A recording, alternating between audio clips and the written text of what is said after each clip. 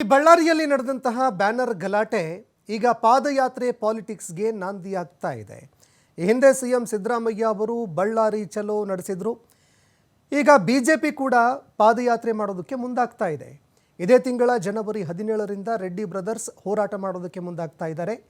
ನಾಳೆ ಪಾದಯಾತ್ರೆಗೆ ಸಂಬಂಧಪಟ್ಟಂತೆ ರೂಪುರೇಷೆಗಳನ್ನು ಘೋಷಣೆ ಮಾಡೋ ಸಾಧ್ಯತೆ ಇದೆ. ಬೆಂಗಳೂರಿನಿಂದ ಬಳ್ಳಾರಿಗ ಅಥವಾ ಬಳ್ಳಾರಿಯಿಂದ ಬೆಂಗಳೂರಿಗೆ ಪಾದಯಾತ್ರೆ ಮಾಡಬೇಕಾ, ಇದನ್ನು ಘೋಷಣೆ ಮಾಡಲಿದ್ದಾರೆ.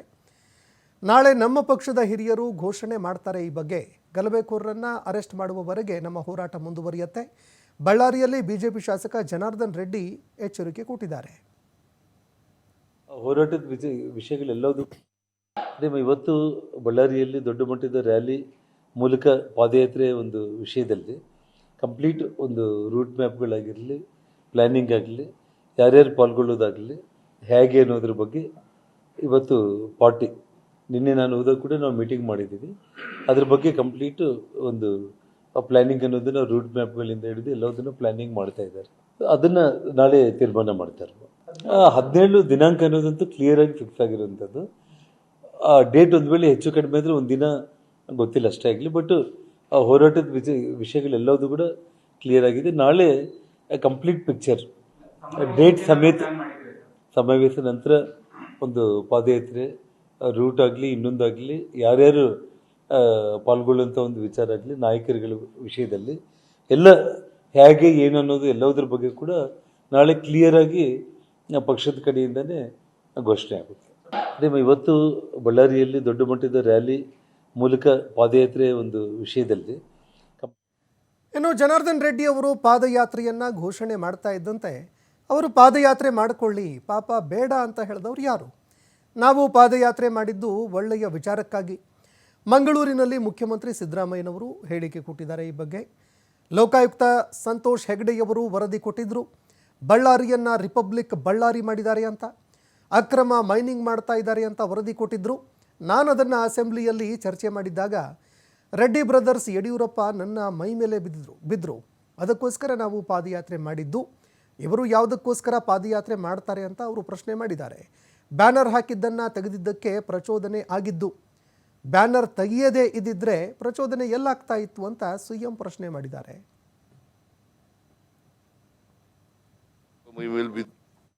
ಮಾಡ್ಲಿ ಬೇಡ ಪಾದಯಾತ್ರೆ ಮಾಡಿದ್ದು ಸ್ಪೆಸಿಫಿಕ್ ರೀಸನ್ಗೋಸ್ಕರ. ಲೋಕಾಯುಕ್ತ ಅವತ್ತು ಸಂತೋಷ್ ಹೆಗ್ಡೆ ಅವರು ರಿಪೋರ್ಟ್ ಕೊಟ್ಟಿದ್ರು.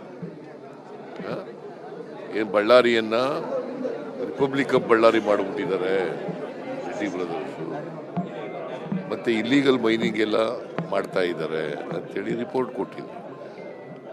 ನಾನು ಅದನ್ನು ಚರ್ಚೆ ಮಾಡಿದಾಗ ಅಸೆಂಬ್ಲಿನಲ್ಲಿ ರೆಡ್ಡಿ ಬ್ರದರ್ಸು ನನ್ನ ಮೇಲೆ ಮೈ ಮೇಲೆ ಬಿದ್ದರು, ಯಡಿಯೂರಪ್ಪ ಮೈ ಮೇಲೆ ಬಿದ್ದರು. ಅದಕ್ಕೋಸ್ಕರ ಪಾದಯಾತ್ರೆ ಮಾಡಿದ್ದೆ ನಾನು. ಇವ್ರು ಯಾವ ಕಾರಣಕ್ಕೋಸ್ಕರ ಪಾದಯಾತ್ರೆ ಮಾಡ್ತಾರೆ? ಏನು ಘಟನೆ ನಡೆದಿದೆ? ಬಾವುಟ ಬ್ಯಾನರ್ ತೆಗೆದಾಕ್ದವ್ರು ಯಾರು? ಬ್ಯಾನರ್ ತೆಗೆದಾಕ್ದವ್ರು ಯಾರ್ರಿ? ಅದೇ ಪ್ರಚೋದನೆ ಆದದಲ್ವಾ? ಬ್ಯಾನರ್ ತೆಗೆದೇ ಹೋಗಿದ್ರೆ ಪ್ರಚೋದನೆ ಎಲ್ಲಾಯ್ತಿತ್ತು? ಬ್ಯಾನರ್ ಹಾಕಿದ್ದೇನು? ಮಹರ್ಷಿ ವಾಲ್ಮೀಕಿ ಪ್ರತಿಮೆ ಉದ್ಘಾಟನೆ ಮಾಡಲಿಕ್ಕೆ ಅದನ್ನು ತೆಗಿಬೇಕಾದಂಥ ಅಗತ್ಯ ಏನಿತ್ತು? ಕಾಯ್ತಾ ಇದ್ದಾರೆ ಬಿಜೆಪಿಯವರು. ಅವರು ಪರ್ಟಿಕ್ಯುಲರ್ಲಿ ಜನಾರ್ದನ್ ರೆಡ್ಡಿ, ಶ್ರೀರಾಮುಲು ಅವರು ಅಲ್ಲಿ ಕಳ್ಕೊಂಡಿದ್ದಾರೆ. ಅವ್ರ ಬ್ರದರು ಸ್ಥಾನ ಕಳ್ಕೊಂಡಿದ್ದಾರೆ, ಅವ್ರ ಹೆಂಡತಿ ಸೋತಿದ್ದಾರೆ. ಅದಕ್ಕೋಸ್ಕರ ಅಸೂಯೆಯಿಂದ ಮಾಡ್ತಾ ಇದ್ದಾರೆ. ಮಾಡಲಿ ಬೇಡ ಅಂತ. ಪಾದಯಾತ್ರೆ ಮಾಡಿದ್ದು ಸ್ಪೆಸಿಫಿಕ್ ರೀಸನ್ಗೋಸ್ಕರ. ಲೋಕಾಯುಕ್ತ ಅವತ್ತು ಸಂತೋಷ್ ಹೆಗ್ಡೆ ಅವರು ರಿಪೋರ್ಟ್ ಕೊಟ್ಟಿದ್ರು. ಏನು ಬಳ್ಳಾರಿಯನ್ನ ರಿಪಬ್ಲಿಕ್ ಆಫ್ ಬಳ್ಳಾರಿ ಮಾಡಿಬಿಟ್ಟಿದ್ದಾರೆ ರೆಡ್ಡಿ ಬ್ರದರ್ಸು, ಮತ್ತೆ ಇಲ್ಲೀಗಲ್ ಮೈನಿಂಗ್ ಎಲ್ಲ ಮಾಡ್ತಾ ಇದ್ದಾರೆ ಅಂತೇಳಿ ರಿಪೋರ್ಟ್ ಕೊಟ್ಟಿದ್ರು. ನಾನು ಅದನ್ನು ಚರ್ಚೆ ಮಾಡಿದಾಗ ಅಸೆಂಬ್ಲಿನಲ್ಲಿ ಬ್ಯಾನರ್ ನಿಮ್ಮ ಮನೆ ಮುಂದೆ ಹಾಕಿದ್ರೆ ಬ್ಯಾನರ್ ಹಾಕಿದ್ದನ್ನು ಕಿಚ್ಚಣ ಬ್ಯಾನರ್ ವಿಚಾರದ ಪಾದಯಾತ್ರೆ ಯಾವ